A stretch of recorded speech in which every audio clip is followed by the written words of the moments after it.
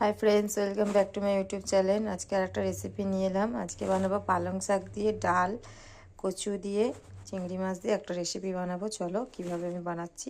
পালং শাকগুলো আমি কেটে ধুয়ে নিয়েছি, কচুগুলো কেটে ধুয়ে নিয়েছি, চিংড়ি মাছটা ছাড়াবো। বাকি পালং শাকটা আমি সেদ্ধ বসিয়ে দেবো। কড়া বসিয়ে দিয়েছি, এবার আমি পালং শাকটা দিয়ে দেবো। এটা কিন্তু আমার গাছের পালং শাক, আর অল্প একটু কেনা আছে, গাছে হয়েছে।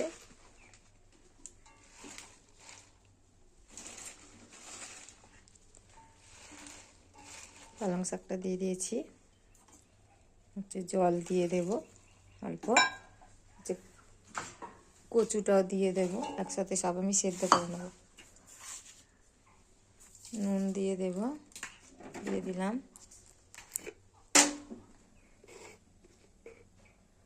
হলুদ দিয়ে দিলাম। ডালটা একটু পরে সেদ্ধ দেবো, কারণ একটু পালং শাকটা সেদ্ধ হয়ে গেলে তারপর ডালটা দেব। পালং শাকটা আর কচুটা সেদ্ধ অনেকটা হয়ে গেছে, এবার আমি ডালটা দেবো, কারণ ডালটা খুব তাড়াতাড়ি সেদ্ধ হয়ে যায়, এই জন্য ধুয়ে রেখেছি, টাইট হয়ে গেছে। সব ডালটা দিয়ে দিলাম, আর একটা টমেটো দিয়ে দিলাম এর সাথে। সব একসাথে সেদ্ধ হয়ে যাবে, ততক্ষণ আমি চিংড়ি মাছটা কেটে নেব। এবারে চাপা দিয়ে দেব। চিংড়ি মাছগুলো কেটে নিয়েছি, হলুদ দিয়ে দিলাম, নুন দিয়ে দেব, নুন হলুদ মাখিয়ে নেব। যেটাও হয়ে গেছে সেদ্ধ পুরো। এবারে এগুলো একটা ডাল ঘাটুনি দিয়ে ঘেটে দিতে হবে, ভালো করে দিতে হবে না, ডাল ঘাটুনি দিয়ে এবং ঘেটে মোলায়েম করে দিতে হবে। ডাল ঘাটুনি দিয়ে মিটে ঘেটে নেব। এভাবে ডালগুলোকে পুরো ঘেটে দিয়েছি, ডাল কচু সব একদম ঘেটে নিয়েছি। এবার আমি নামিয়ে চিংড়ি মাছটা ভেজে ডালটা ফোড়ন দেবো। চিংড়ি মাছটাকে ভেজে নিচ্ছি।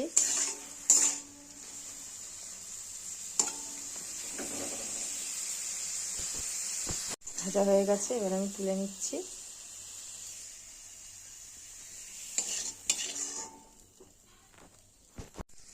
এই তেলের মধ্যে শুকনো লঙ্কা, তেজপাতা আর হচ্ছে সাদা জিরে ফোড়ন দিয়ে দিয়েছি।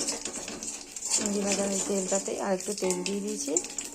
এবার আমি ডালটাকে ফোড়ন দিয়ে দেবো। ডালটা ফোড়ন দিয়ে দিয়েছি, এবার একটু নুন দিয়ে দেবো। ডালটা কিন্তু এখন গাঢ়ই হবে, খুব একটা পাতলা হবে না। আর একটু পাতলা করতে চাইলেন করতে পারেন, আর একটু পাতলা চাইলে রাখতে পারবে। একটু চিনি দিয়ে দেবো। তারপর আমি চিংড়ি মাছগুলো দিয়ে দেবো। চিংড়ি মাছ দিয়ে দিয়েছি। আমি কিন্তু সব চিংড়ি দিইনি, অল্প একটু রেখে দিয়েছি। দেখো চিংড়ি মাছ এবার ফুটে গেলে ডালটা আমার রেডি হয়ে যাবে।